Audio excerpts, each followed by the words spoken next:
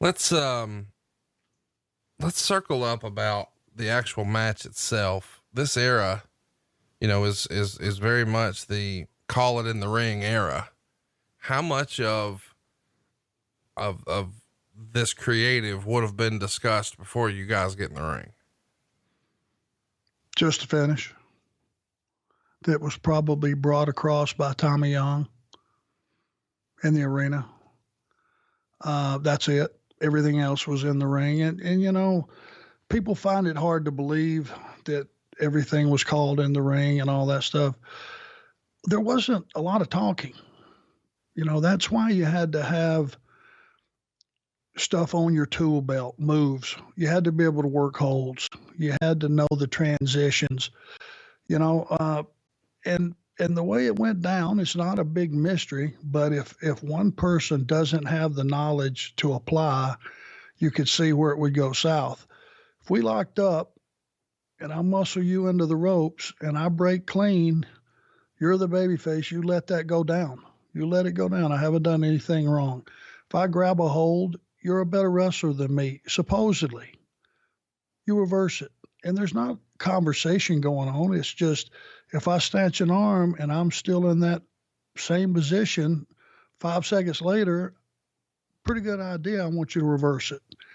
So you just got to know what goes next in the order of things, and in those days, there was kind of an order, to the spots. And, if there was 3 or 4 ways you could reverse out of a spot, and you kind of had that knowledge, which meant, i.e., you needed to be a wrestler and a pro wrestler and know what went after that.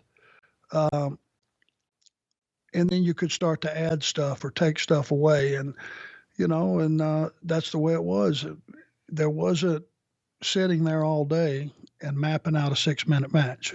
Never happened, never would have happened, shouldn't have happened, because it cut down entirely.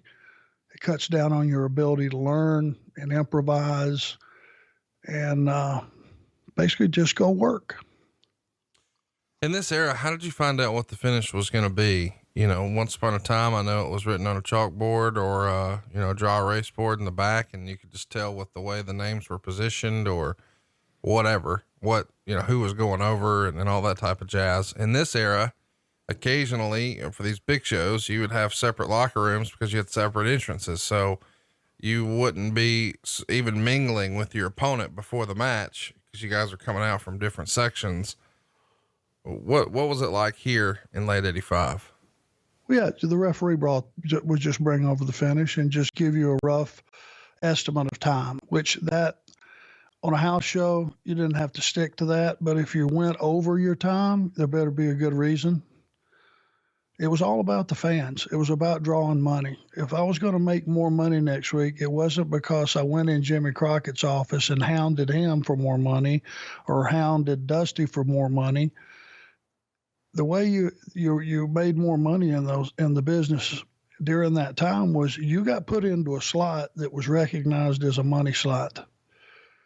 And if you jumped the house, say 10, 15 grand from what it was previously, and remembering these were weekly towns or bi-weekly towns, and when you saw a town jump 10 or 15 grand, it was noticeable and substantial, and you would look at who was in a position to be on after intermission and who was in those last couple of matches or last 3 matches or what was different from the card from the last time we were there and what was the house and all that.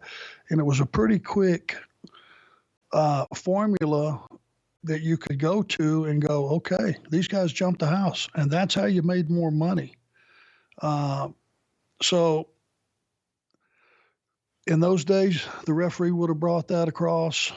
And that was all the information you had, and the rest you just went out and called on the fly. Abdullah the Butcher, quite the controversial character through the history of wrestling.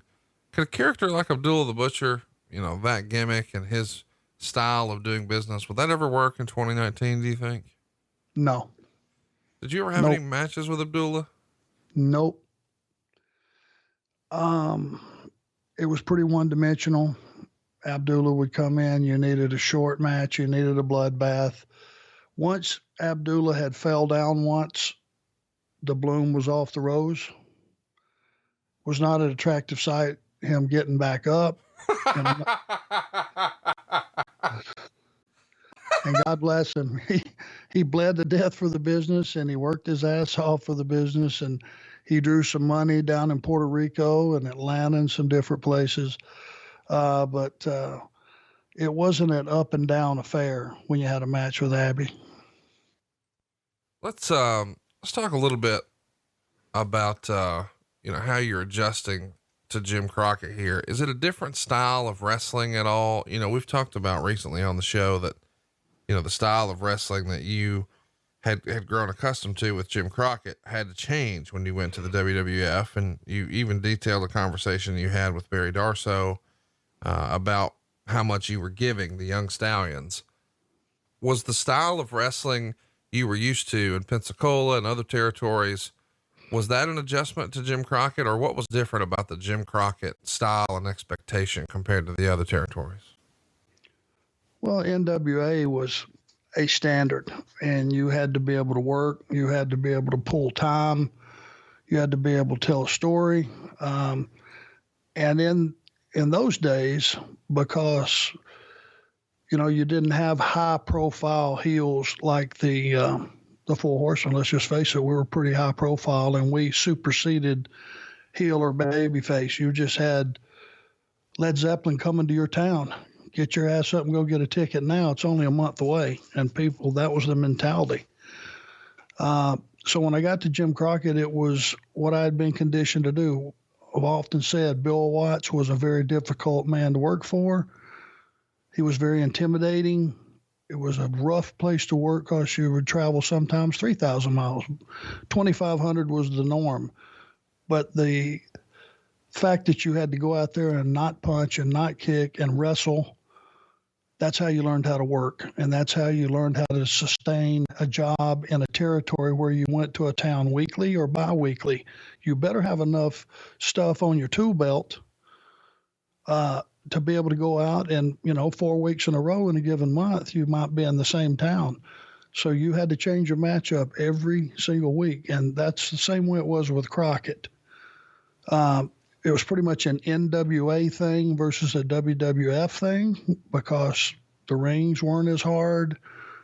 The ropes were different. They would kick you off different. The spots seemed faster on the smaller ring, quicker, harder hitting because you got a bigger ring. It takes you longer to hit the ropes and come back to where the guy is in the middle of the ring. All those little things were the differences, but mostly it was storytelling in the NWA. And whichever territory that was, Memphis was a whole different thing. They had a bit of a cartoon-esque, feel to their company and the way, you would always say, oh, that's a Tennessee high spot. But you had guys that could work. Jerry Lawler could work. He could go out for an hour and tell a great story. They had a lot of great workers that went through Tennessee, but they had to adapt to that style.